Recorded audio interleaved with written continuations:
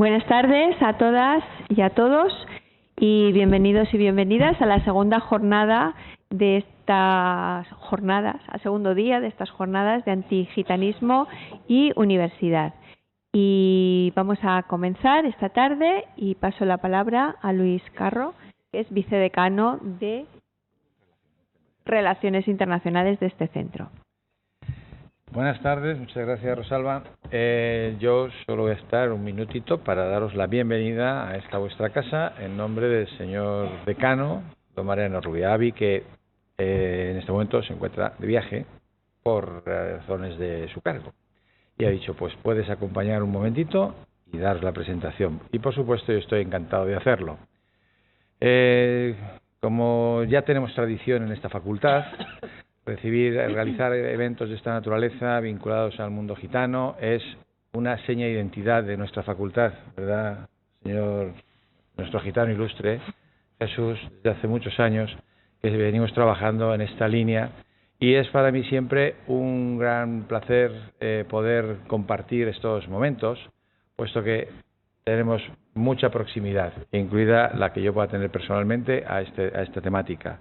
Por lo tanto, yo solo agradecer a Jesús que siga contando con la facultad, que sus actividades tengan la repercusión y cuenten con la excelente participación y tirón, que diríamos, de una temática tan relevante en este momento. Por lo tanto, pues reiterar esta enhorabuena y esta suerte de éxitos para seguir trabajando en esta línea y animar a toda la audiencia a que aquí hay futuro. Entonces, bueno, pues muchas gracias. Jesús. Muchas gracias. Sí que se oye, ¿verdad? Muchas gracias, delegada del rector, autoridades académicas, ponente, alumnas, alumnos, todas caras conocidas, gente gitana, promoción gitana. Hoy es el segundo y el último día en el que vamos a hacer estas jornadas. Y únicamente, yo no quiero comer tiempo a la ponente, porque lo que va a decir es mucho más interesante lo que diga yo, pero sí señalar unas cuantas cosas para aquellas personas pues que conozcan muy poco del pueblo gitano. Nos acercaríamos aproximadamente allá por el 12 de enero del año 1425, cuando un tal don Juan aparece en la península ibérica. Es la primera presencia que tenemos de los gitanos en nuestro país. Todavía no es nuestro país, es la península ibérica. Era don Juan, que decía que venía de Egipto Menor, y de ahí a partir de ahí empezaron a llamarse egiptanos o gitanos. Su transcurrir por la península ibérica fue corto, porque en enero del año 1499 ya se dicta la primera pragmática de expulsión. Fueron los reyes católicos y en concreto en Medina del Campo, según dice la pragmática, que es falsa, la pragmática o la redacción de la orden contra el pueblo gitano se dictó en Granada. Por lo tanto, Medina del Campo, aunque sufre esas consecuencias, no fue allí. Poco tiempo más tarde, y voy a ser brevísimo, pero para que entendamos un poco todo esto, Carlos I y Felipe II, ya cuando la corte era Valladolid, por el hecho de ser gitanos, nada más que ser gitanos, se les condenaba a galeras, 6 años de galeras. Eso significaba la muerte o te tiraban al mar porque te cansabas, y ahí el llanto, el quejido, que algunos gitanos dicen, otros no, que probablemente de ahí viene ese llanto del flamenco, ¿no? Ese quejido del flamenco, de esa condena a galeras. Perdón, si me acerco más, ¿no? ¿Me alejo? Vale, perfecto. A continuación, vamos poco a poco y muy breve. Felipe III. Felipe III ya lo que hace es una real cédula que les prohíbe a los gitanos usar su lengua, usar su forma de vestir, usar sus costumbres. El delito, la pena de muerte. Sigo hablando. Felipe V, otra pragmática más. Una pragmática en la que dice literalmente que se podía cazar a los gitanos. Cazar. Hasta en el interior de los templos. Ni siquiera un delincuente, un maltratador, un asesino, lo que queráis, cuando entraba al templo, la justicia le podía capturar. Pero si era gitano, sí. Fijaros hasta qué punto llega esta opresión que se ha tenido hacia el pueblo gitano. Poco más, anteriormente con Carlos II les manda hacer un censo porque no se los localizaba, había que tenerlos localizados para poderlos de alguna manera el capturar, y ese censo se hace y va a tener su repercusión bajo el triste reinado de Fernando VI. Fernando VI, por primera vez en la historia de nuestro país, se encarcela a todos los gitanos del Reino de España. No caben en las cárceles y se les mete en las minas. ¿Puede ser algo más duro, algo más cruel que todo eso? Realmente es la historia del pueblo gitano, una historia oscura, una historia que no nos han contado, porque no tenemos culpa nosotros, pero hay que saberla para que no vuelva a repetirse. Solamente ya con Carlos III se les concede la libertad, una libertad condicionada, pero que en la época de la Guerra Civil hasta había un principio por el cual se condenaba a las personas por casarse con un individuo de raza inferior. Se entiende que de raza inferior era gitano. Europa no era ajeno a todo esto. En la Alemania nazi, la primera vez que se practica en los campos de exterminio se hace con niños y niñas gitanas. Los cristales de Zyklon B, estos que originan el gas letal, se practica por primera vez con 250 niños gitanos. Ve que se mueren sufriendo, pero es la primera vez que se practica con ellos. Y así hasta nuestra Constitución. En nuestra Constitución es por la primera vez realmente que se concede la libertad a estos gitanos del Reino de España. Y yo no voy a entrar más, pero después de esto hablamos, si queréis, de inclusión.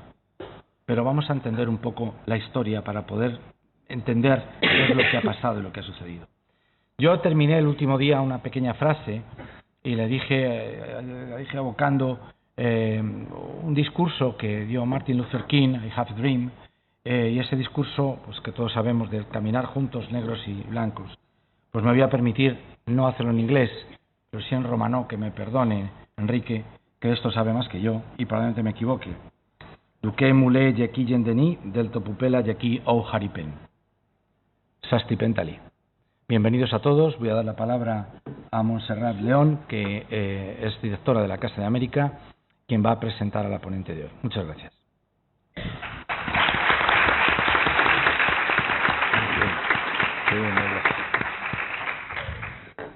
Buenas tardes.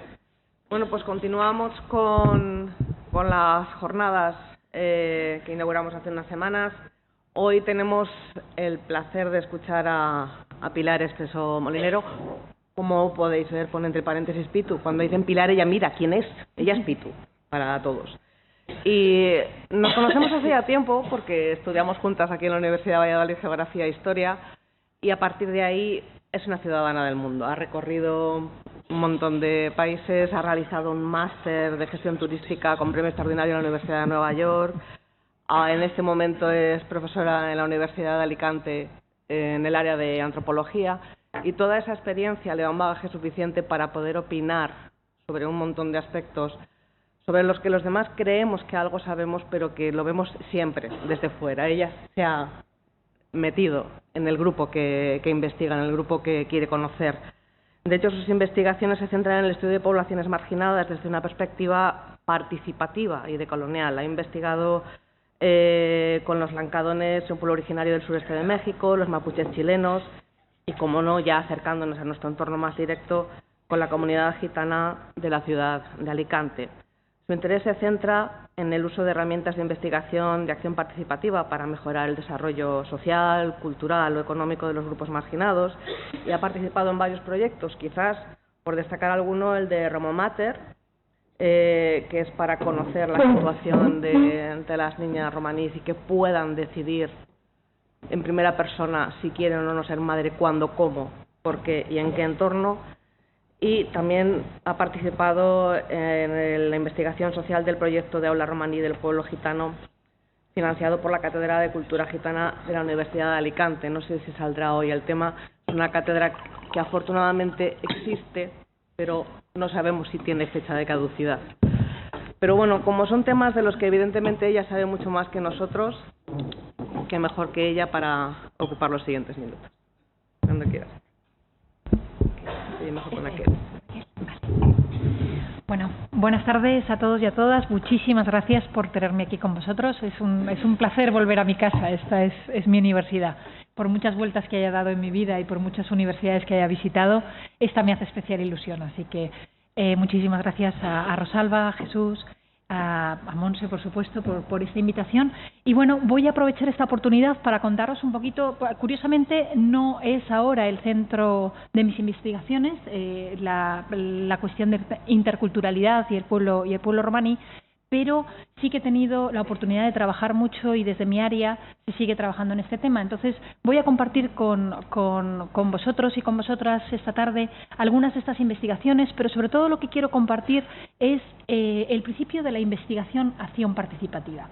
Es un poco lo que es probablemente el elemento común a todas mis investigaciones etnográficas, es que siempre que he trabajado con cualquier colectivo, ya sea en contextos de turismo de base comunitaria o en contextos de educación o de trabajo social, siempre he tratado de incorporar en mis investigaciones tratar de romper con el poder establecido en la investigación, que el poder no venga desde arriba, que no se decida qué se trabaja o cómo se estudia o qué elementos o temas se van a investigar desde mi propio interés, sino del interés colectivo que el grupo con el que estoy trabajando quieren explorar. Y es un poco lo que os voy a presentar hoy. Por eso he titulado esta investigación, la investigación participativa, pero os voy a contar específicamente los proyectos que venimos haciendo desde el 2016 en la Universidad de Alicante. Y así de paso pongo en contacto mi alma mater, mi universidad materna, como es esta, con mi universidad acogida, que es la Universidad de Alicante. El trabajo con investigación participativa en el área de antropología social lo empezamos a desarrollar en el año 2016. La iniciativa parte, curiosamente, de un grupo de estudiantes. Unos alumnos de sociología, en uno de sus trabajos de investigación para la asignatura de antropología social, se interesan por entender un poquito mejor algunos de los entramados de la cultura del pueblo gitano. A partir de este proyecto, y en colaboración con una de mis compañeras, con María José Pastor Alfonso, deciden que parece mentira que no haya ningún tipo de museo, proyecto expositivo o nada que cuente la realidad del pueblo gitano en el entorno de la Comunidad Valenciana. En ese contexto decidimos, entre todos, alumnos y profesores, nos ponemos en contacto con la comunidad a la que ellos habían ya entrevistado. Estos chicos, para hacer su trabajo, se habían puesto en contacto con dos de las agrupaciones más importantes de Alicante, que son FAGA, que es la Federación de Asociaciones de la Comunidad Valenciana, de asociaciones gitanas, y Araquerando, que es una asociación de mujeres gitanas. Estas dos organizaciones, estos chicos se habían puesto en contacto con ellos, les habían entrevistado y a raíz de eso continuamos nosotros con este trabajo y decidimos continuar trabajando para hacer algún tipo de proyecto expositivo que cuente la historia del pueblo gitano, pero no desde la academia, sino desde la propia comunidad, que sean las asociaciones y, en colaboración con nosotros en lo que pudiéramos ayudarles, crear un proyecto expositivo que contara lo que quisieran ellos contar. En ese momento surge además, en el 2017, se inicia la andadura de la Cátedra de Cultura Gitana. Como veis, muchas veces confluyen los elementos. Parece que no se trata un tema y de pronto desde distintos ángulos, desde la Facultad de Sociología había gente trabajando, en Antropología, que estamos en Filosofía y Letras, empezamos a trabajar en el tema y, por otra parte, la cátedra se constituye. Os voy a contar un poquito lo que es la investigación-acción participativa para que entendamos un poco mejor todo el contexto de todas estas investigaciones. Desde un punto de vista metodológico y teórico, este tipo de metodologías surgen con el estudio de prostitutas. Es un tema que para vosotros, que sois alumnos de trabajo social, os interesa mucho entender cómo la subalteridad tiene también una voz y tiene también mucho que decir en las investigaciones. Estas investigaciones con prostitutas, que son del siglo pasado, del siglo pasado, del XIX, Kurt Lewis empieza a trabajar directamente con prostitutas para tratar de entender cuáles son sus problemáticas. Bueno, la investigación-acción participativa, por tanto, tiene tres palabras. Es investigación, pero es acción.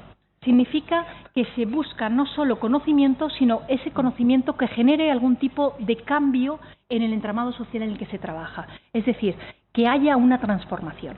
Y al mismo tiempo es además participativa, es decir, exige la colaboración de los agentes que están implicados en esa búsqueda del conocimiento. Por tanto, rompe con el poder tradicional de la investigación, que va de arriba hacia abajo, es desde la academia, desde donde se decide qué se estudia, y pasa a ser los propios implicados los que deciden qué se quiere que trabajar y cómo se quiere trabajar esas temáticas.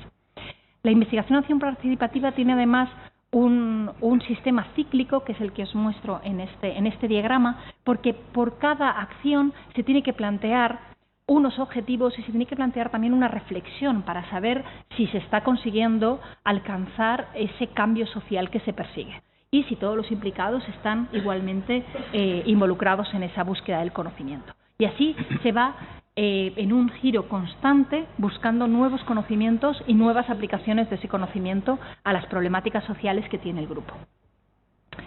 Como os decía, en este momento nos encontramos con que se crea la Cátedra de Cultura Gitana. Se trata de un convenio de colaboración entre la Universidad de Alicante y la Generalitat Valenciana a través del Vicerrectorado de Responsabilidad Social y de Igualdad y de Políticas Inclusivas de la Generalitat, y se inicia el proyecto en 2007. Hay una amplia colaboración y participación de las asociaciones y de los líderes y las personalidades más importantes de la ciudad de Alicante, y la dirección comienza con la doctora Diana Gil González, y después, más tarde, más recientemente, ha tomado la dirección la doctora Clarisa Ramos Feijó. La cátedra, fundamentalmente, a lo que se ha dedicado en estos años ha sido a poner en valor esa fortaleza y esa identidad propia que tiene el pueblo gitano, buscando fundamentalmente conocer y aprender más, es decir, llevar a cabo o fomentar investigación sobre el pueblo gitano, y al mismo tiempo también facilitar y promover el acceso a la educación terciaria de esos estudiantes que cada vez aparecen más en nuestras aulas. Es muy difícil saber cuántos estudiantes gitanos hay en un aula. Primero, porque es difícil saber. El primer problema que nos encontramos en cualquier investigación sobre el pueblo gitano es que no sabemos cuántos son. Es muy difícil hacer datos demográficos. Esto es común a cualquier pueblo marginado. Yo he trabajado mucho con pueblos originarios de América Latina y en general es la autoadscripción, que es la mejor forma de identificar el perfil étnico de un grupo, es decir, que el propio grupo se considere a sí mismo parte de ese colectivo. Es muy complejo porque muchas veces va vinculado precisamente a elementos de marginación. Por tanto, ¿por qué te vas a autoadscribir a un determinado colectivo si eso va a implicar te va a generar problemas, ya sea porque te genera discriminación, porque te genera en algunos casos incluso persecución? Eso hace que muchas personas ni siquiera se reconozcan a sí mismos, no porque no sepan que lo son, no porque no lo consideren como una seña de identidad, sino que no le quieren decir al grupo mayoritario lo que el grupo mayoritario pretende saber, que es, al fin y al cabo, una forma, como otra cualquiera, de control del grupo subalterno. Por tanto, no es nada fácil, ya sea por la dificultad que conlleva la propia etnicidad, como la propia autoadscripción al grupo identitario.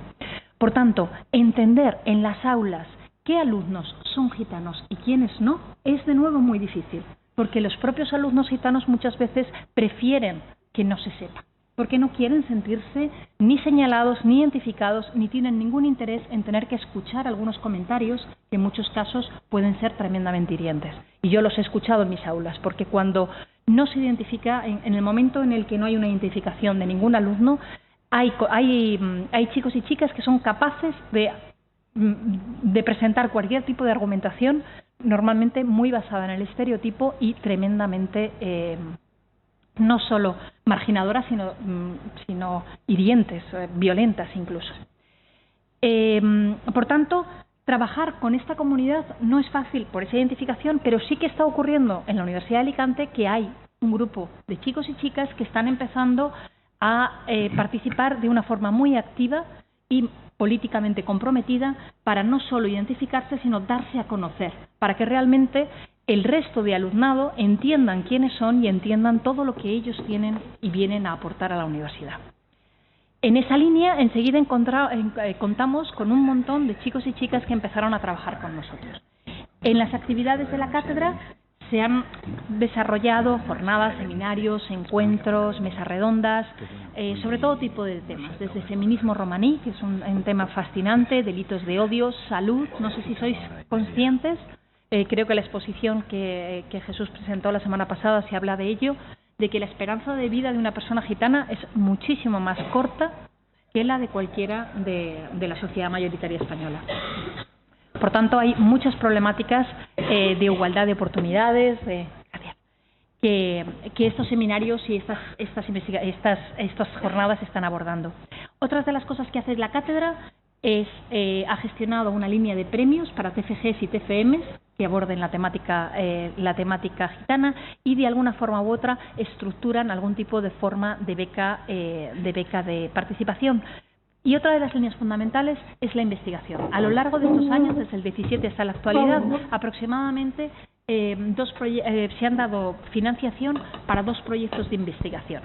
Hoy os voy a presentar 2 de los proyectos vinculados a la cátedra gitana en los que el área de antropología ha estado directamente relacionada. Fundamentalmente diversidad cultural hacia la participación del pueblo gitano en la investigación social. Este es el primer proyecto financiado con la cátedra que tuve la suerte de liderar yo misma, y Aula Romí, en el que también escribí la propuesta y trabajé en el resto del proyecto, pero el primero lo hicimos desde el área de antropología social y el segundo lo hicimos en colaboración con la Facultad de Educación, precisamente por la importancia que tenía el proyecto dentro de este contexto. Voy a empezar por diversidad cultural. Diversidad cultural hacia la participación del pueblo gitano en la investigación social tenía como objetivo descolonizar el conocimiento del pueblo gitano a través de la investigación acción participativa en la ciudad de Alicante. ¿Qué es esto de descolonizar? No sé si os suena esta palabra. La idea es que la colonización no ha sido solo una imposición de Occidente en Oriente o de una forma mayoritaria de pensar sobre una forma subalterna de pensar, sino que no solo ha sido a través del poder, sino también a través del conocimiento. Cuando en un momento como en el actual, en el que solo lo que está publicado en inglés es importante, pensad si vosotros escribierais y hablarais en romaní. ¿Qué importancia científica puede tener vuestro conocimiento? Si ahora el español está negado, imaginaos lo que puede ser pensar en aymara o pensar en cualquier otra lengua que no esté considerada como lengua de conocimiento. El español, dentro de lo que cabe, todavía se salva con el francés, con el alemán, al fin y al cabo partimos del latín. Las lenguas de los pueblos originarios de todo el mundo no son conocimiento, como no es arte su capacidad de crear auténticas bellezas con artesanía. Eso no cuenta. Como no cuentan sus religiones no son más que cultos y creencias y probablemente supersticiones.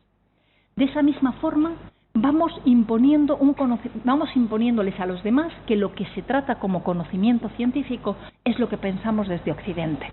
Es lo que Descartes, lo que la Ilustración, lo que solo nuestros paradigmas han marcado como ciencia.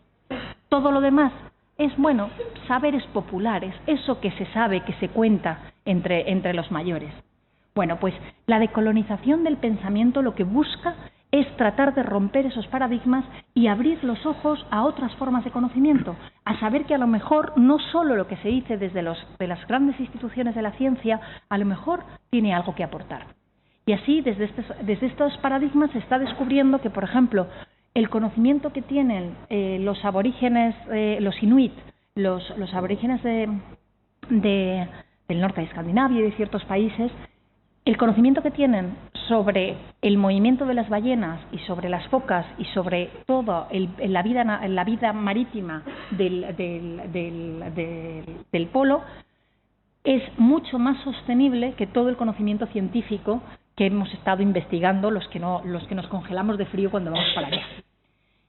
El saber local está, por fin, desde que hemos empezado a abrir un poco los ojos, enseñándonos muchas cosas.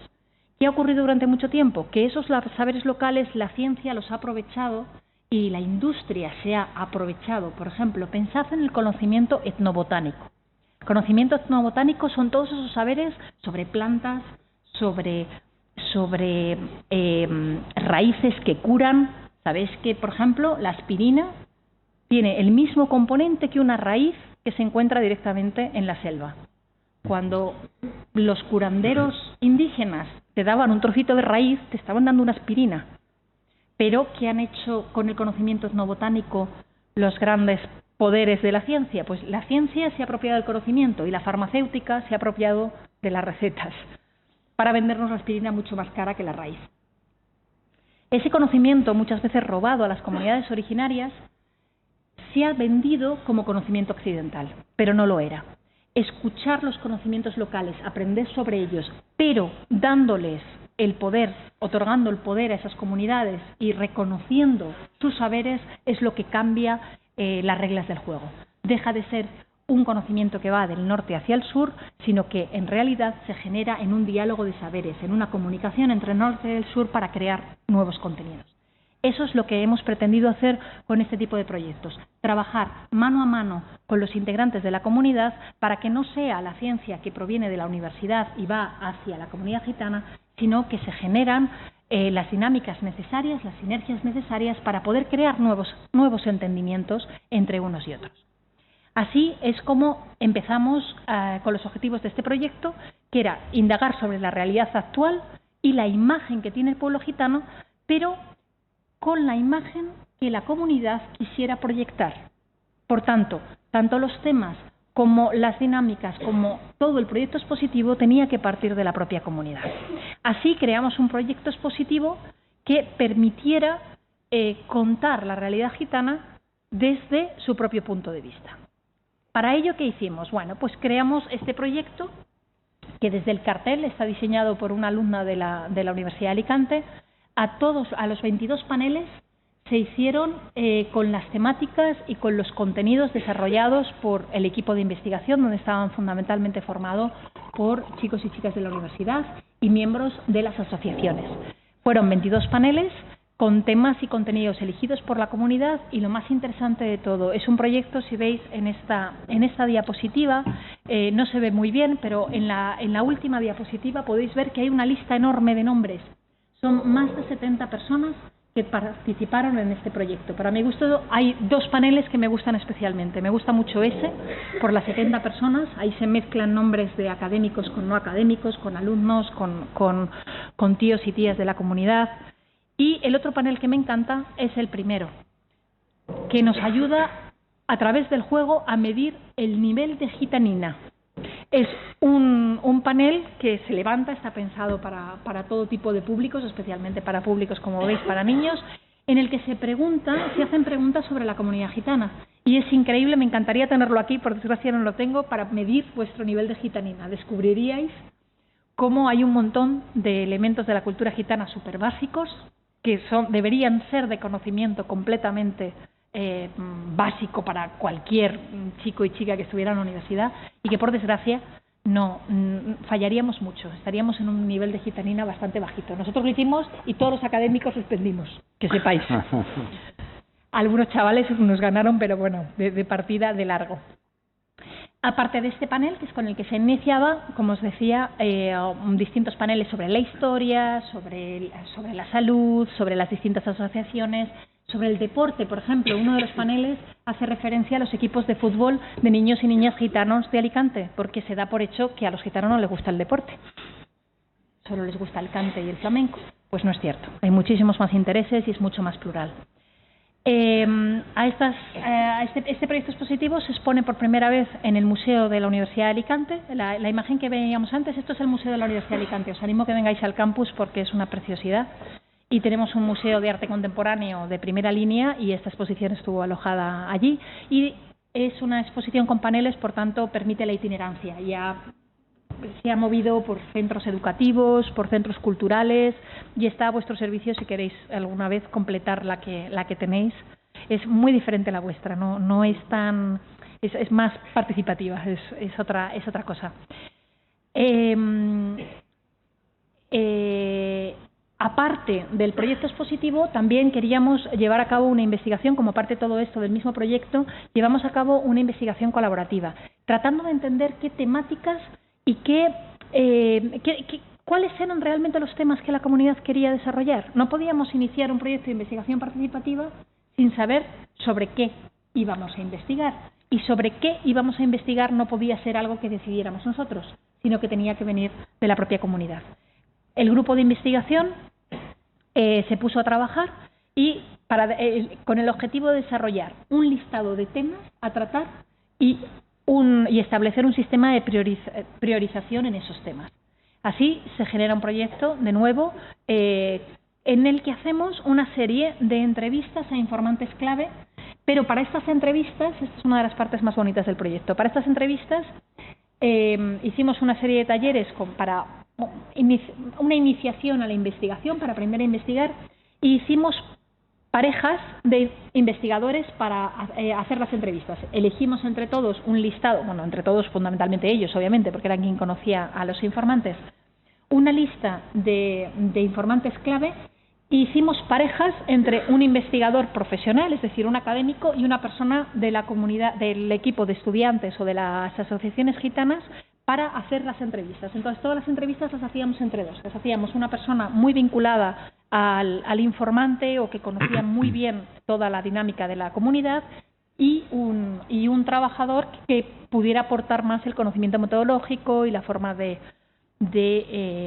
llevar a cabo un proceso de investigación científico. Se recogieron los datos y se pusieron en común, se hizo también el análisis, se hizo también en equipo, intentando identificar cuáles eran los temas emergentes, jerarquizando en códigos y tratando de hacer todo el análisis conjuntamente. Hicimos todas las transcripciones juntos y las parejas iban haciendo el análisis para identificar cuáles eran las temáticas clave.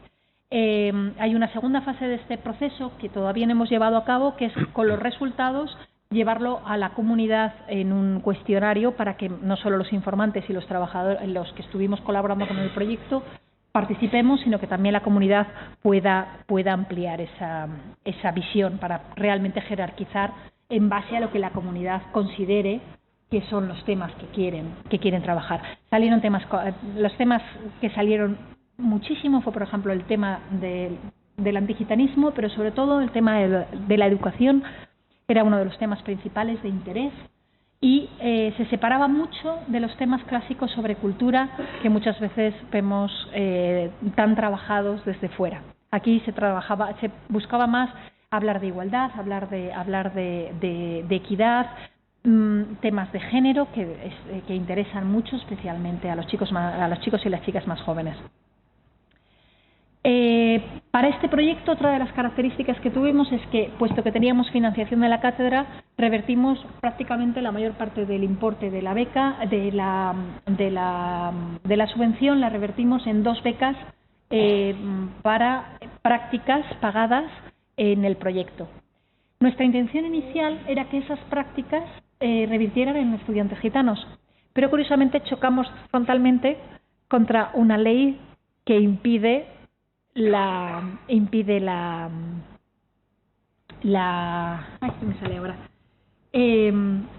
ley que impide la discriminación, y la ley que impide la discriminación también impide la discriminación positiva.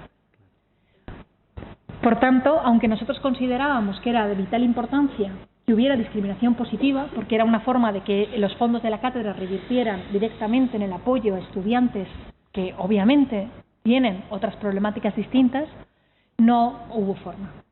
Al final se hizo igual, porque el que tiene la ley tiene la trampa, y lo que se insistió mucho en la beca era los conocimientos sobre cultura gitana, el pasado en algún tipo de asociación, la implicación con algún tipo de organización, es decir, alguien que realmente conociera la temática, con lo cual al final revertimos en el mismo punto, pero os cuento un poco los entresijos de a lo que nos llevan muchas veces las propias circunstancias de la investigación y las propias leyes de la universidad, que la Universidad de Alicante es modélica a nivel de equidad y a nivel de muchas otras cosas, pero también eso genera otro tipo de problemas. Sara Macías y Lola Ruano consiguieron estas becas y estuvieron con nosotros 6 meses trabajando y llevando a cabo pues muchas de las visitas, de los talleres que se hacían con chicos y chicas, tanto con niños y niñas, tanto gitanos como no gitanos de la comunidad. Y por último, parte del proyecto también se llevó a completar los fondos de biblioteca de la Universidad de Alicante. Cuando nos pusimos a explorar los fondos que tenía la biblioteca, apenas había nada sobre cultura gitana. Teníamos algunos de los textos, por supuesto, de Juan de Dios Ramírez Heredia, sí que teníamos sus textos, teníamos algunos textos de antropología, y muchísimo sobre flamenco. Pero no había apenas nada sobre educación, no había apenas nada sobre investigación actual. Al final lo que conseguimos también como parte de este proyecto es comprar 83 ejemplares. Tampoco hay tanto escrito, la verdad, o sea que tampoco fue, salvo los textos de nuevo, pues San Román, los grandes clásicos de la antropología que se habían ocupado de estos temas, no había mucho donde tirar, así que para este fondo de biblioteca conseguimos comprar muchos fondos en inglés que no eran exactamente sobre gitanos, pero sí nos ayudaban a comprender la problemática con colectivos como el romaní a nivel de educación, y también incorporamos mucho sobre historia, sobre biografías, novela, cuentos populares, feminismo romaní. Como veis, todos estos temas son muy distintos. Eso significa que en una biblioteca como la biblioteca de la Facultad de Filosofía y Letras, que es la biblioteca general de la Universidad de Alicante, es una biblioteca enorme, estos libros iban a acabar completamente desperdigados por el resto de la biblioteca, porque si es una novela no va a aparecer obviamente en historia ni va a aparecer en antropología. Conseguimos que la universidad nos concediera, que esto fue muy difícil porque los bibliotecarios son bastante estrictos en sus políticas, conseguimos un tejuelado especial para que la colección permaneciese siendo colección, aunque estuviese dispersa por los distintos estantes de la biblioteca. Esto fue también, para ese tejuelado, el título, el nombre también fue toda una labor de consenso entre los propios. Nosotros no participábamos apenas, pero entre ellos, para decidir cómo debía ser el tejuelado y qué tipo de etiqueta había que poner a esos libros para que se mantuviesen como colección. Ahora os voy a hablar del proyecto que yo creo que es más chulo de todos. Aula Romí fue el segundo proyecto en el que trabajamos desde el área para la Cátedra de Cultura Gitana. Y tratábamos de entender cuál era la aportación que el propio alumnado gitano estaba contribuyendo a sus colegas, a sus compañeros, y lo hicimos a través de la teoría del aprendizaje entre iguales, es decir, cómo el alumnado está más predispuesto en ocasiones a aprender cuando es un compañero o una compañera quien le enseña frente a una figura de autoridad como puede ser el profesor o la profesora. Esa relación entre iguales, esa relación entre colegas, está demostrado que puede aportar una vía de conocimiento muy, muy rica. Y entonces lo que trabajamos es en un proyecto que los propios chicos y chicas ya venían haciendo en pequeñas dosis. En el año anterior ya habíamos hecho algún piloto, pero ya lo conseguimos conformar como proyecto de investigación para que en grupos de 2 o 3 chicos y chicas gitanos, estudiantes de la universidad, fueran visitando aulas de distintos grados, trabajo social, sociología, la mayor parte de ellas de educación y de antropología, que tocamos prácticamente todas las facultades, tocamos criminología, humanidades, tocamos un montón de facultades. A través de esas clases, estos chicos, en una de nuestras sesiones prácticas, venían a clase y les presentaban, como si estuvierais vosotros aquí, imaginaros que estos tres chicos os cuentan aspectos de la cultura, de la vida, del día a día, de sus inquietudes, de sus problemáticas, hablando directamente con vosotros. Bueno, pues este proyecto, aquí tenéis una imagen que es del diario Información, es el principal periódico de Alicante, que se hacía eco de esta experiencia con una nota muy positiva. Tenemos, por desgracia, esto Juan de Dios nos lo podría presentar mucho mejor, tenemos la desgracia de que parece que solo las noticias negativas sobre gitanos llegan a nuestros periódicos y rara vez nos llegan noticias que nos muestren que hay muchas cosas de interés dentro de la comunidad gitana. Bueno, pues esta fue una de esas ocasiones en las que la prensa se hace eco de una noticia muy positiva. Más de 1000 alumnos pasaron por las manos de estos estudiantes en sesiones de 1 hora y media, lo que viene a ser una clase práctica. Y a través de estas presentaciones, uno de los estudios que nosotros que de hecho tenemos una publicación al respecto, analizó las actitudes hacia los conocimientos y actitudes hacia el pueblo gitano antes y después de estas sesiones. Y el incremento en todo, el impacto fue tremendamente interesante. Como yo ya llevo un rato hablando y esto es muy aburrido hasta para mí, os voy a poner un pequeño vídeo para que veáis un poco en palabras de estos mismos estudiantes cómo se desarrolló este proyecto, que creo que os va a gustar más que escucharme a mí.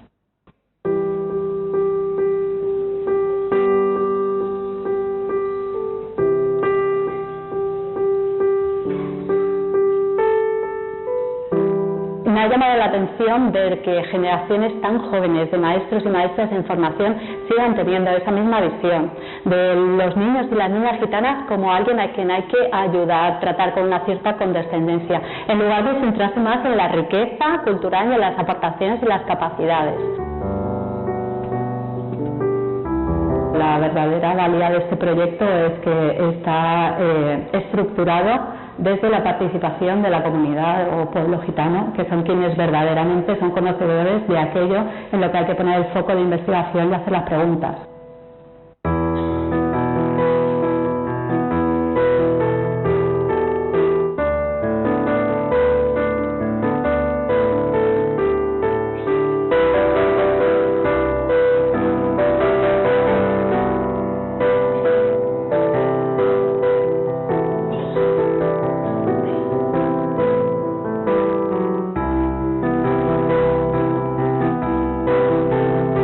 Internacional de Pueblo Gitano, como una actividad de FAGA en colaboración con la Cátedra de Cultura Gitana y el Vicerrectorado de Igualdad y Responsabilidad Social, impartimos clases y charlas sobre historia y cultura gitana al alumnado de la universidad.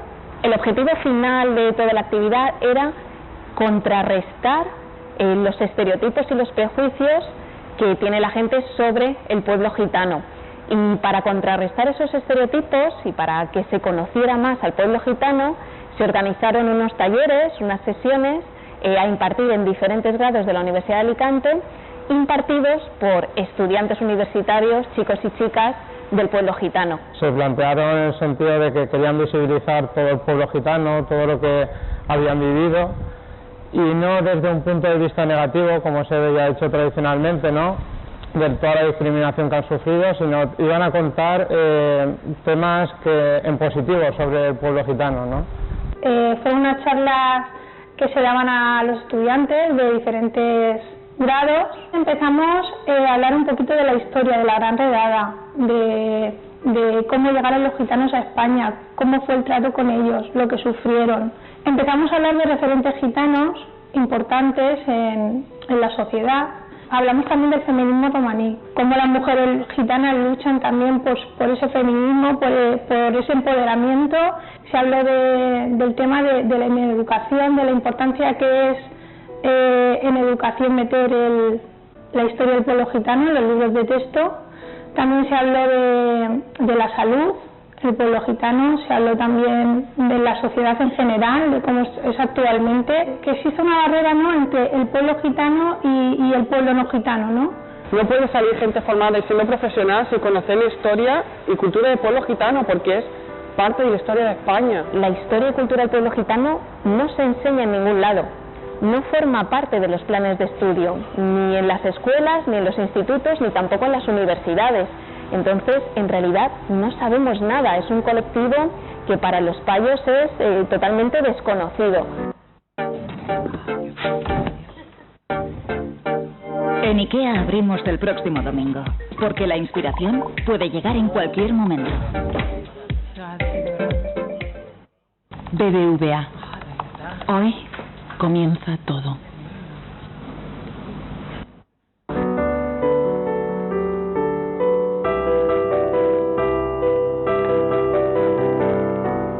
Yo creo que la mayoría de gitanos no estudiamos porque la sociedad nos ha establecido que somos graciosos, somos los que cantamos, los que bailamos, los libres, los que no nos preocupamos por nada.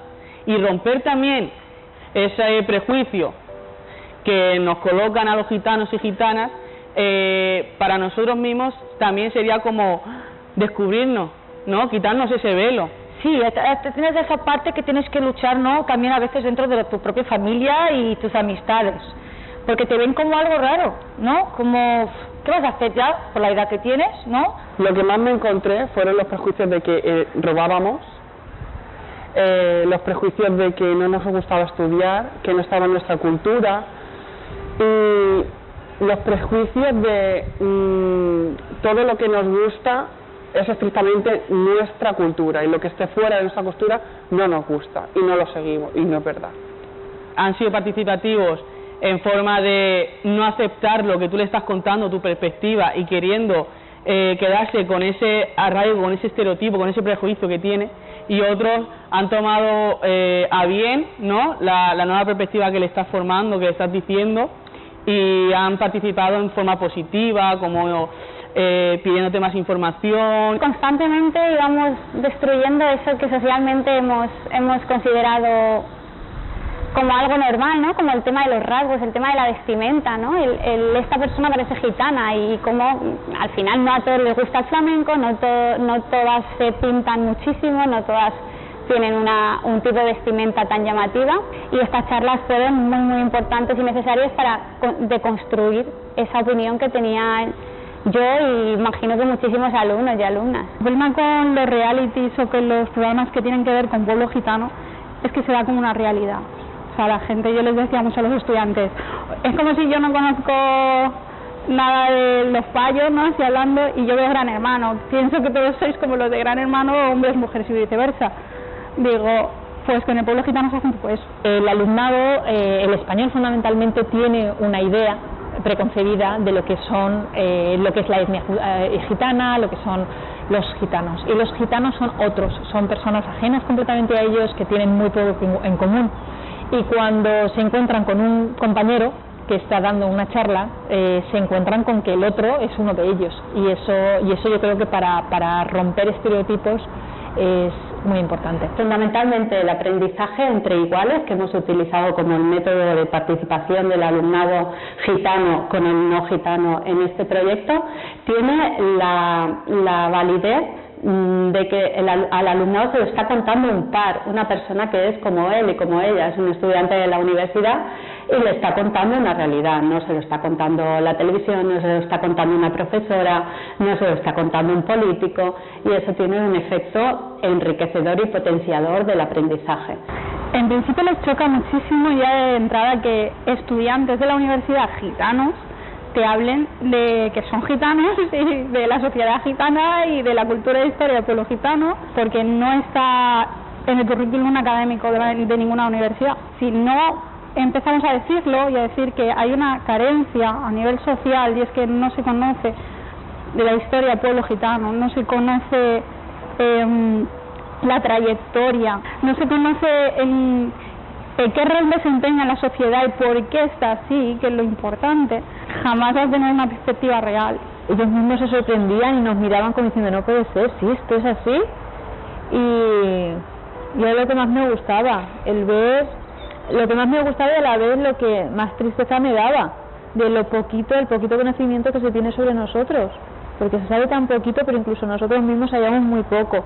Gracias a esto hemos aprendido muchísimo más. De cara a hablar en positivo, ya te digo, de decir, mirad todos los elementos positivos que giran alrededor del pueblo gitano. Ningún profesor les había contado nada de eso. Hay mucho desconocimiento en general sobre la etnia gitana, incluso los mismos ponentes nos llegaron a decir que ellos, preparando las ponencias, habían también aprendido muchísimo. Si los profesores son los primeros que no entienden, porque no tienen esa información ellos mismos. Cuando tienen una alumna gitana y les presentas un trabajo y hablas un poquito sobre la historia del pueblo gitano, se echan las manos en la cabeza porque no tienen ni idea. Había un juego súper chulo que se llama Gitanómetro, que les encantó muchísimo. Esta pintora, Alita Cabellut, es gitana, y decían, muy pues, o decíamos, Lola Flores no es gitana, y se sorprendían también.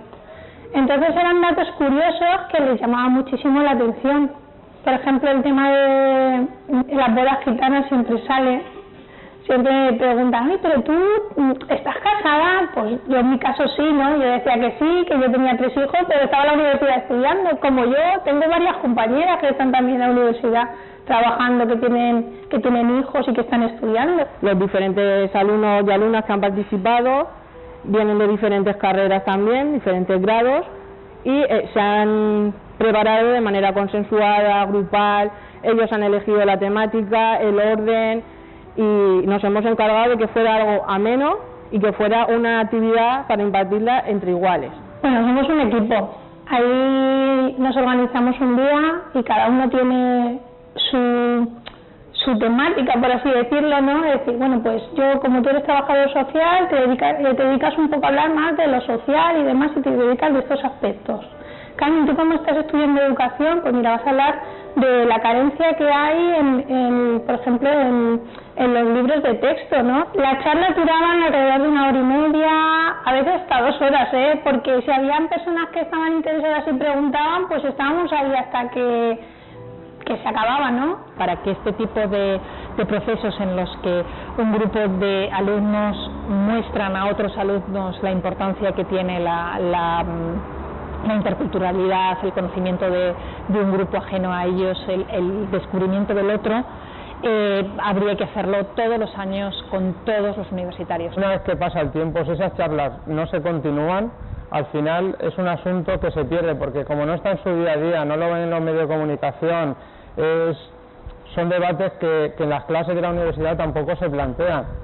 Es algo que todas las facultades de educación deberíamos poner a disposición del personal docente en formación, conocimientos sobre la cultura o pueblo gitano. Creo que se debería hacer en todas las carreras de la universidad, o al menos mínimo en las carreras que preparan a gente para trabajar con gente. No puede haber un profesional que no conozca nuestros valores y que no conozca nuestra cultura, porque nosotros somos una gran población en España, muy característica, y que trabajamos y estudiamos juntos con otras culturas. Vi la transformación de mi alumnado, todos los estereotipos que tenemos respecto al pueblo gitano, incluso quienes pensamos que no los tenemos, los seguimos teniendo, cómo se transforman al conocer que sus propios compañeros y compañeras de la Universidad de Alicante son estudiantes gitanos y cómo les hablan de su cultura. Esa transformación ha sido preciosa. Una de las cosas que les preguntábamos en el cuestionario era si estarían dispuestos a convivir en el mismo edificio, convivir en el mismo barrio, tener como compañero de trabajo a una persona gitana o incluso tener una relación de amistad o amorosa, ¿no?, con personas de etnia gitana. Bueno, pues hay diferencias radicales entre el cuestionario pre-actividad y el cuestionario post. Después de la actividad, el número de estudiantes que decían dispuestos no solo a vivir en el mismo barrio o en el mismo edificio, sino a mantener relaciones de amistad o amorosas, había crecido enormemente, con lo cual supone que esos chavales abrieron su mirada, se dieron cuenta de que ser gitano pues no tiene nada de malo. Muchos de ellos me comentaron después si había alguna posibilidad de trabajar en hacer investigaciones sobre pues descubrir más, aprender más sobre sus vecinos de barrio, que en muchos casos viven simplemente en otra zona de la ciudad. Para ser conscientes de que en la universidad hay cada vez más personas de etnia gitana que no se quedan en estudios básicos, muchas de ellas se superan día a día, ya no solo en formación, sino en todo tipo de ámbitos. Quise entrar en este proyecto porque me enteré que en Alicante, en la Universidad de Alicante, se hacía la primera cátedra de cultura gitana. Entonces vi que era un trampolín muy importante para la visibilización de la población gitana en la universidad. La oportunidad de que la gente nos conociese 100% reales, 100% verdaderos, sin un filtro, sin una cámara, ahí, en la vida real, y no a través de un vídeo o a través de cualquier otra cosa. Fue una manera de liberarme también y de poder mostrar y aportar ese granito de arena que pues a la sociedad le hace bien, la verdad, y a nosotros también. Y me gustó muchísimo que me preguntaran, no porque eres gitana te está costando estudiar, sino porque eres madre te va a costar estudiar. Me gustó muchísimo. Y otra realidad es ver la valía y la valentía y el ejemplo de nuestro propio alumnado universitario que tenemos en la Universidad de Alicante en muchísimas carreras y que además está utilizando su tiempo personal, además de estudiar, trabajar, tener el resto de cuestiones deportivas o vitales que tengan, utilizan su tiempo para participar en proyectos para el bienestar y la mejora de nuestra sociedad. Y eso es un plus de compromiso que no todo nuestro alumnado tiene y que creo que es uno de los efectos fundamentales que se van a valorar de este proyecto.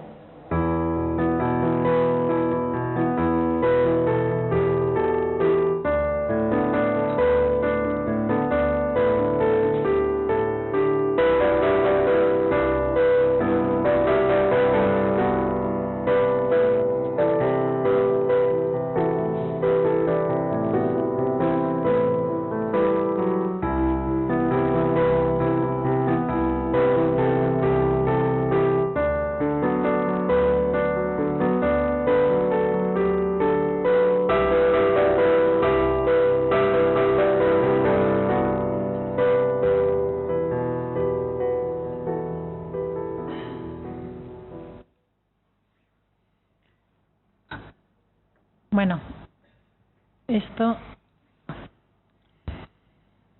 Vamos a ver... Lo hemos tratado antes.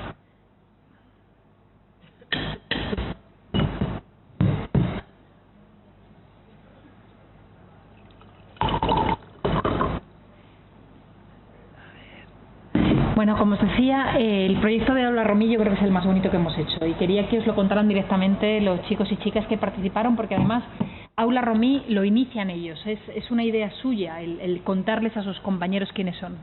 Los que sí que se presentan como gitanos y gitanas, cuando empiezan a entablar relaciones con sus compañeros les preguntan muchas cosas y se dan cuenta del desconocimiento, y es de ahí de donde parte la idea de extender esas conversaciones a otros alumnos desconocidos, a otras aulas y a otros grados. Es un tipo de formación que, como decimos en el vídeo, creemos firmemente que debería estar implementado en todas las facultades, porque sería una forma realmente de transformar la forma que tenemos de ver a nuestros vecinos de aula y de calle. Como os decía antes, hemos escrito sobre este texto analizando esos resultados entre qué se pensaba antes y qué se pensaba después, y es muy interesante los resultados. Los tenéis en un artículo académico, pero también en un vídeo de YouTube, así que podéis tirar del vídeo de YouTube, que es más rápido. De paso, como veis, os he enseñado la Universidad de Alicante, eso es para invitaros también a venir a verme, es un buen comercial de la universidad. Bueno, os voy a contar simplemente dos pinceladas, solo no quiero entreteneros muchos más, un par de pinceladas sobre otros proyectos en los que hemos participado desde el área de antropología social, también con investigación participativa, pero estos ya son de carácter europeo o nacional, y eso implica que el mismo proyecto que se lleva a cabo en una determinada ciudad, como en este caso es Alicante, se han llevado en paralelo en otras ciudades no solo de España, sino también de otros países. En el caso de Romo Mater, lo que se buscaba era intentar empoderar a las niñas gitanas para que la toma de decisiones respecto a la reproducción fueran decisiones más maduras desde la independencia y desde la libertad. Por desgracia, uno de los problemas a los que se enfrenta la comunidad gitana son maternidades muy tempranas. El empoderamiento de niñas y de jóvenes para que tomen esas decisiones de una forma más segura y más autónoma es uno de los rasgos fundamentales para conseguir. Como veis, muchas de las mujeres que aparecen en el vídeo que os he mostrado antes son madres y se vienen a la universidad con 2 y 3 niños en casa. Imaginaos si a vosotros os cuesta trabajar, no sé si entre vosotras hay alguna madre o algún padre, si os cuesta trabajar teniendo vuestras... Imaginaos que a eso le añadís la carga de la maternidad. Bueno, pues lo que se busca es que estas niñas simplemente retrasen un poco la toma de decisión de la maternidad y la tomen cuando ya han terminado sus procesos educativos, han terminado sus procesos vitales y puedan enfrentarse con más madurez y con más autonomía. Y para ello lo que hace este proyecto es fundamentalmente trabajar en las herramientas que den autonomía y fuerza a estas niñas. El proyecto se llevó a cabo capacitando a mujeres gitanas de la comunidad para que ellas mismas fueran las que lideraran una serie de talleres con niñas y adolescentes, y a través de esos talleres se buscará reforzar esas posiciones de estas jovencitas. Aparte de Romo Mater, hay otro proyecto. Esto es, bueno, el Romo Mater además se desarrolló durante la pandemia, con lo cual fue bastante loco el trabajar con estas niñas en plena pandemia. Aparte de los resultados de Romo Mater, es importante que hay otra investigación gitana, que también es investigación-acción participativa, es una especie de spin-off del otro proyecto, surge como una continuidad, pero en el marco nacional. Y voy a terminar esa presentación con una imagen que yo creo que vale bastante más que 1000 palabras. El proyecto de Gitana, que como os digo es la continuación de Romo Mater, acabó en el Congreso de los Diputados con un grupo de niñas y adolescentes presentando los intereses y las demandas de las mujeres gitanas ante nuestro propio gobierno. Me parece que esto es una buena muestra de lo que significa empoderamiento. Empoderamiento es poder hablar de igual a igual con los dirigentes de nuestros destinos y poderles pedir y poderles insistir en la importancia que tiene prestar atención a sus demandas. Fue sin duda un momento, yo no participé ya en este proyecto, pero mi compañera Alicia, que la habéis visto antes me dijo que es uno de los momentos más importantes de su vida académica. Fue este día en el que junto con estas niñas y estas mujeres presentaron las demandas de lo que quieren que sea el futuro para estas niñas y estas mujeres. Y con esto yo creo que es la mejor forma de dejaros, es presentaros un poquito esto. Y ya por último, que Alicia ha liderado un último proyecto de investigación del que no os puedo hablar porque se presentará este lunes en la Universidad de Alicante, y es un informe sobre el alumnado gitano en la Universidad de Alicante. La propia universidad lo va a editar y lo va a mandar a las distintas bibliotecas de las universidades, así que me aseguraré de que os llegue el ejemplar para que vayamos viendo en las distintas universidades cuál es la situación, cuáles son sus intereses y cuáles son las barreras a las que se enfrentan estos chicos cuando rompen todas sus barreras familiares, porque muchas veces también las tienen que romper para poder acceder a la universidad, y como después de romper esas se encuentran con otras institucionales y personales al llegar a las aulas. Y con esto os dejo mi correo por si alguien tuviera alguna pregunta o alguna cosa, y simplemente quiero que esto sea el principio de una relación entre la Universidad de Alicante y la Universidad de Valladolid para continuar en todos estos proyectos. Muchas gracias.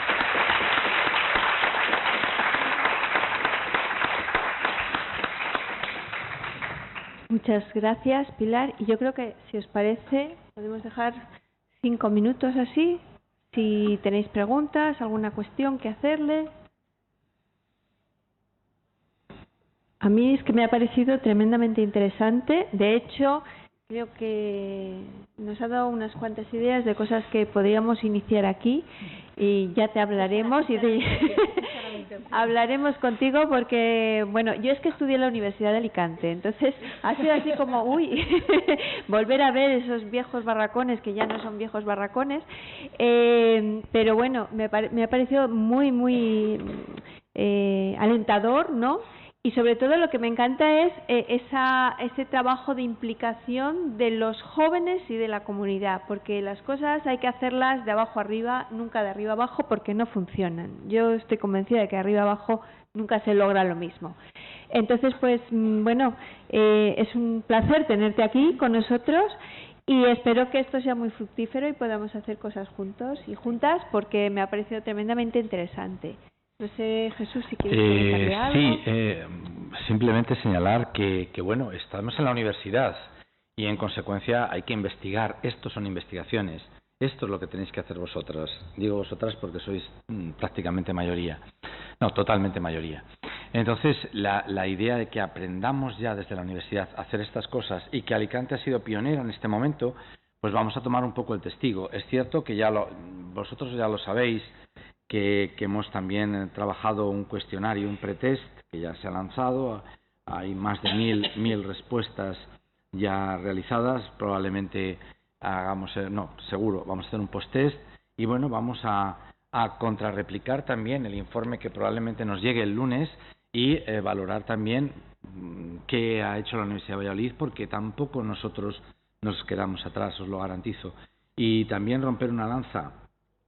Si antes me he puesto negativo con la historia del pueblo gitano, aunque no te haga una pregunta, la voy a hacer positiva. Creo que somos el país del mundo, y aquí tengo a tío Enrique delante, me lo puede negar, si acaso, o afirmar, el país del mundo que probablemente mejor tratamos a la comunidad gitana, porque el resto del mundo, si lo vemos, hasta la propia Europa, verdaderamente da bastante miedo. No lo estamos haciendo mal, y no lo estamos haciendo mal por vosotras, por todas las que estáis aquí, que mañana vais a ser maestras, que mañana vais a tener que educar a niños y niñas gitanas. Gracias a estos proyectos como el que nos ha presentado Pilar, estamos sacando adelante lo que nosotros queremos hacer, porque es lo que nos interesa realmente. Sin la investigación no podemos hacer nada, sin producir conocimiento no podemos avanzar, como bien decías, Pilar, y además lo tenemos que hacer en inglés, porque si no, no nos van a hacer caso. Y hacer en inglés algo de una cultura ágrafa, de una cultura que está invisibilizada, de una cultura donde a lo mejor no se llaman gitanos en ningún lugar del mundo, nada más que en España. Sintis, Bohemians, DOMS, Manouche, calderas. Es dificilísimo hacer. Por lo tanto, yo lo único que te puedo decir, Pilar, que me da una envidia terrible el que hayáis hecho eso, pero nosotros no vamos a quedarnos atrás, seguro, y menos esta gente que está aquí con esa ilusión, esas ganas, para por lo menos hacer una contrarréplica a la Universidad de Alicante. Contrarréplica y espero que colaboración. Y no, por supuesto, contrarréplica en cuanto a investigar. Y curiosamente, hablando de investigación, os hablaba antes de las dificultades que tuvimos a la hora de sacar esas becas. Otra dificultad que están teniendo mis compañeras a la hora de publicar en inglés es que las revistas inglesas no admiten el término gitano. Claro. Porque es despectivo. Exacto. Y de pronto se encuentran con que un término, porque ya sabéis cómo van cambiando los eufemismos lingüísticos que te hacen que una palabra utilizada hoy mañana se convierta en políticamente incorrecta.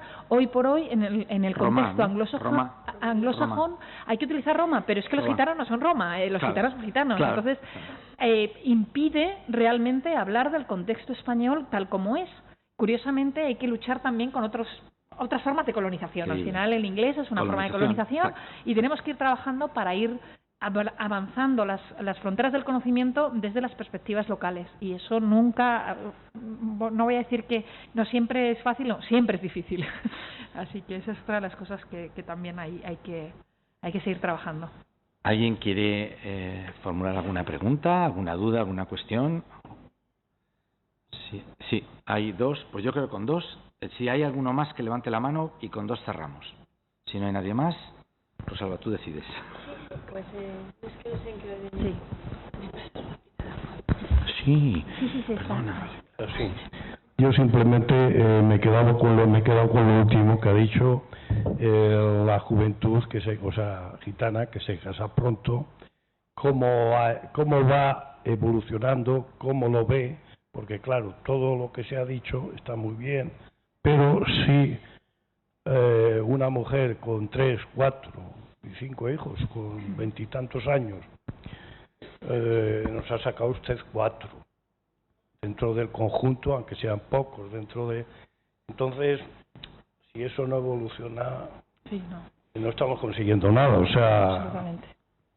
Por eso hablaba del proyecto de Roma Mater, es fundamental. Es un proyecto en el que se ha trabajado con la comunidad, se ha trabajado con los líderes para entender cómo desde la propia comunidad se puede trabajar para posponer esa maternidad, porque al final genera muchas barreras a estas jovencitas y a estos jóvenes que también son padres muy pronto. Entonces, al igual que el resto de la sociedad diríamos que a lo mejor demasiado se está retrasando la maternidad en el caso de estas jóvenes, aunque he de decir que es curioso, pero entre el alumnado, esto en el informe, en el estudio que se ha hecho se verá mejor retratado, pero curiosamente son 4 las que han salido, pero es que curiosamente representan un porcentaje muy alto de los estudiantes de los chicos y chicas que estudian en la Universidad de Alicante. Hay un porcentaje muy alto de mamás.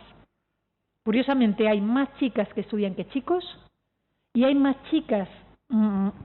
mujeres que niñas, es decir, hay más mujeres, madres de 20 y tantos años que han conseguido acceder a la universidad con el programa de mayores de 25, porque algunas dejaron la educación con 11 y 12 años, como una de las mujeres que aparece en el vídeo, no llegó a terminar la educación primaria y ahora está en la universidad.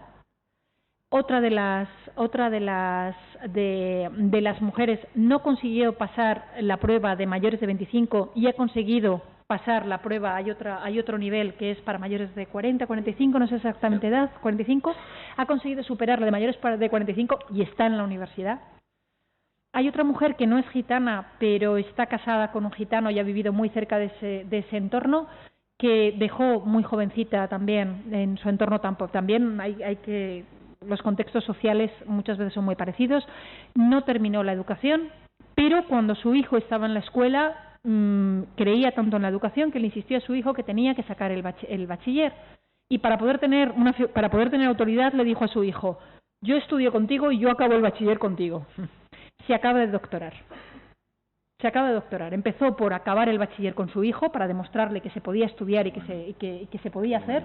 Se puso a estudiar primero la básica, luego la educación secundaria, acabó la carrera de sociología y ahora acaba de doctorarse. Cada vez hay más referentes de personas tremendamente valiosas que están mostrando. De hecho, os invito a que veáis otro vídeo que es más largo y no os podía mostrar hoy, que se titula Referentes. ¿Vale? Referentes es un vídeo de 40 minutos en el que chicos y chicas de Alicante muestran sus trayectorias. Y hay otros dos vídeos que son, no recuerdo exactamente el título, es algo así como encuentros con referentes o un debate sobre referentes, en el que cuatro expertos, entre los que se encuentran esta mujer que os comento, hablan sobre las distintas perspectivas que significa ser un referente para la comunidad. No sé, o a lo mejor no me lo...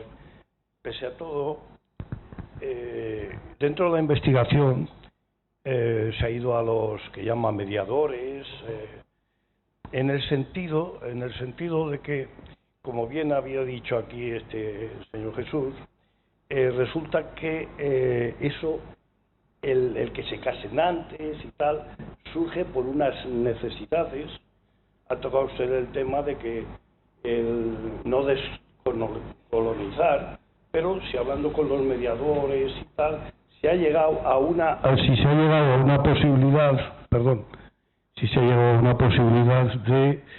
de lanzarlo más, o sea, cambiar, modificar ellos por sí mismos, mediante un diálogo también social, que es lo que estamos aquí haciendo, con esos mediadores que hay y que pudieran modificar esas edades, porque si no, ¿qué más me da que salgan un 1% más o un 10% más y luego a la hora la verdad va a seguir siendo nada? A ver, lo que ocurre con los grandes cambios, los cambios sociales requieren tiempo. No se puede conseguir de un día para otro, ni se puede conseguir porque alguien de fuera nos diga que tenemos que cambiar. No nos da la gana. Es decir, obviamente tiene que ser un proceso y un proceso de concienciación, de empoderamiento, de toma de tener también mejores oportunidades, porque, por ejemplo, todos los niños tienen acceso a la educación, pero no es lo mismo tener acceso a la educación y por la tarde tener una mesa y un flexo y una habitación tranquila para trabajar que tener a 5 hermanos correteando por la casa y una habitación sin luz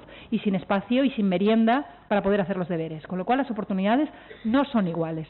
Hay que cambiar muchas cosas para que esos niños tengan las mismas oportunidades, tengan una buena educación básica, accedan al bachiller, y si las niñas están en el bachiller ya verás cómo retrasan la maternidad. Cada vez serán cosas que vayan pasando, pero tienen que ir acompasadas de muchísimos otros cambios sociales. ¿Allí?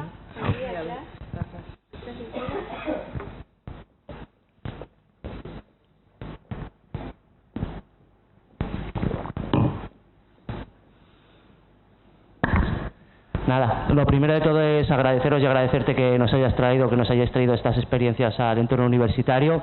Y bueno, yo tengo aquí algunas alumnas y alumnos que me están sufriendo y me gustaría preguntarte por qué es tan importante introducir a la universidad y en la intervención social la IAP o las metodologías participativas.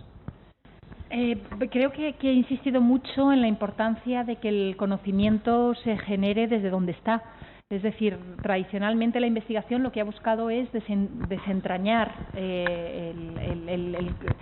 el saber, preguntando, averiguando, acercándose, pero claro, si los que detienen ese conocimiento, los que realmente lo poseen, dejan de ser sujetos de estudio y dejan de ser objetos de estudio y se convierten en sujetos de conformación del conocimiento, pues obviamente ese conocimiento va a ser 1000 veces más rico. Entonces tenemos las dos partes. Por una parte, la importancia de crear un conocimiento que sea participativo, que esté hecho desde los propios sujetos que conocen y que forman parte de ese saber. Y luego la parte también que es muy importante desde mi punto de vista es la parte de acción, es decir, el buscar un conocimiento que sea útil para los propios integrantes del grupo que está trabajando en ello.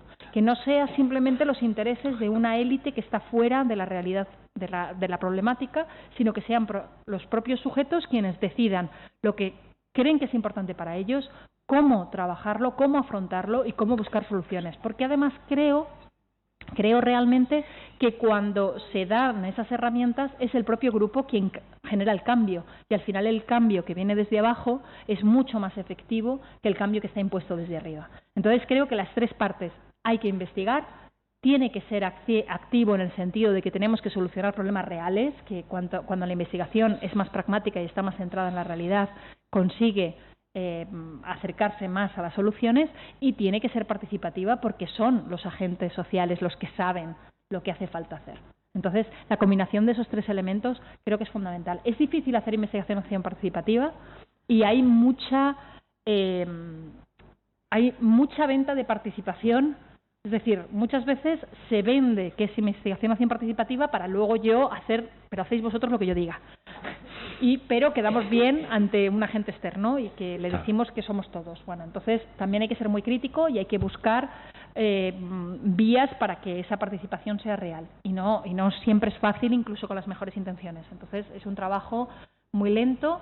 A nivel de resultados de investigación es lentísimo, y eso hace que desde la academia muchas veces no se elija como forma de búsqueda de conocimiento, pues porque cuesta mucho más trabajo. Pero yo sí que creo que es importante defender este tipo de metodologías y trabajar para hacerlas cada vez mejor, trabajar también en mejorar la metodología. Bien, pues yo creo que vamos a dar por zanjado hoy esta jornada. Ha sido, quiero daros las gracias a todos los que habéis participado en la mesa, especialmente a Pitu. Y estoy segura de que, como decían en Casablanca, este es el inicio de una gran amistad y nos veremos en París, en Alicante. Y espero que realmente podamos colaborar porque es muy interesante. A todas y todos los que estáis aquí, espero que esto os haya abierto un poquito más la visión de lo que debemos ir trabajando y haciendo. Tenemos que trabajar por una universidad y una sociedad cada vez más inclusiva y es así. Y solo quería recordaros que estas jornadas no acaban hoy, sino que en el segundo cuatrimestre, en febrero, haremos la siguiente sesión, que esta vez la haremos en la Facultad de Medicina. Y allí llevaremos la exposición y tendremos 2 días con charla y creo que con una, ¿lo puedo decir ya? Sí. Con una película. Así que, pues allí os esperamos. Y nada, daros las gracias. Especialmente a las invitadas y a todas y a todas por venir, y mucho ánimo con vuestro trabajo, y estoy segura de que vais a ser unas profesoras estupendas cuando salgáis de aquí. Gracias.